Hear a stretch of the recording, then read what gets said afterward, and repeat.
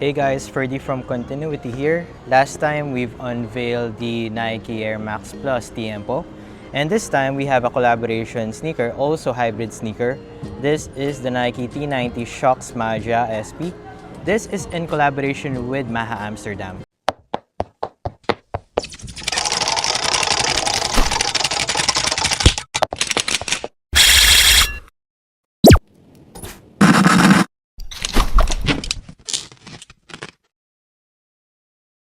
So let's talk about the box. We have here the unusual box from Nike, and there's Maha Amsterdam, as you can see right there. Once we've opened this up, we have this branding from Maha Amsterdam. And of course, this came from Sneakerhead, that's why there's an authentication card right here.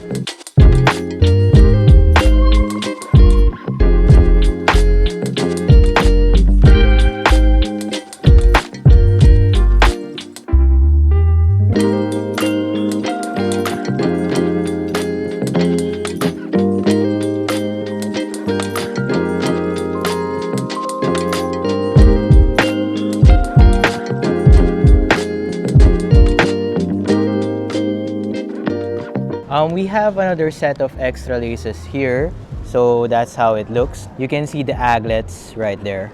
It comes pre-laced with this flat laces. It kind of looks like a ribbon because this is a women's release. I don't know if you can tell the difference from both laces. This is the verified authentic tag from Sneakerhead again. This sign is where the pair shines. So again, this is covered with patent leather, as you can see by the shiny part of the shoe.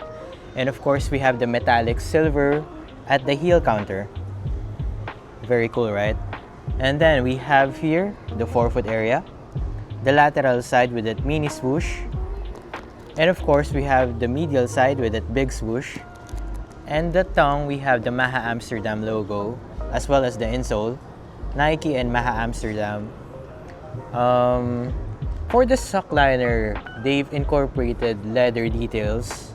And the foxing is inside the midfoot section. It is built as a soccer shoe, that's why it is designed like that. So for the heel counter, we have the Nike mini swoosh at that top part, and the lower part is the metallic silver color for the heel counter. The midsole is just your usual Shox midsole, as you can see.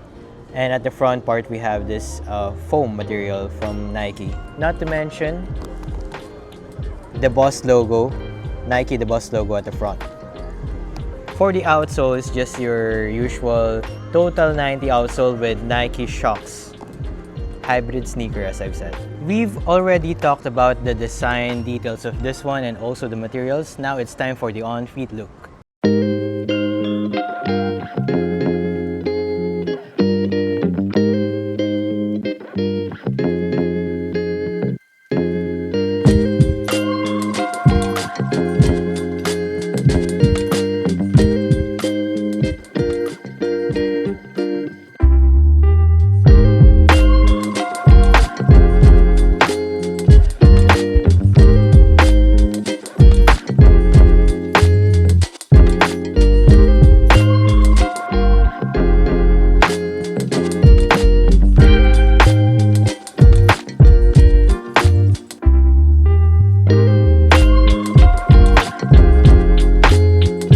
What is my verdict regarding these shoes? So the build looks tight. There's a feeling of imbalance between the forefoot and the heel because you can see that the Shox has a spring. So the columns, it usually feels wobbly at sometimes. And the forefoot is firm because of this sole. Kind of feels like a high heel, but for sneakers. I don't know if you understand what I mean, but if you try this on, for sure you can know the difference between the usual sneakers, loafers, and this kind of shoe. So at the forefoot part, it feels like a loafer. At the back part, it feels like a sneaker, if that makes sense. I'd say this is perfect for everyday wear, but not for soccer. It is a lifestyle shoe, perfect for styling. This released in July of 2025 at the retail price of $180 US. As for the resale market, I think they go up, twice the price. But if you like this kind of shoe, let me know down below. Is it worth it if you pay for double the price of this? I guess it kind of depends on your situation. For me, it is worth it because I'm experimenting with shoes. As for the usual consumer, I think it is not. Just put on a pair of Nike Shox or a pair of Total 90s if that's the case. This may be a fashion icon for the footballers and Japanese people, because this kind of style I usually saw in the fits of the Supreme store manager in Nagoya. Shout out to Yuki-san and Akio-san. And that's it. That's my take on these shoes. If you are looking for this kind of sneaker and you don't know where to buy, just message me in my IG or FB page. If you want to see this kind of content in the future, please drop a like, share, and subscribe to my channel. And again, this is Ferdie. See you in the next one. Bye-bye.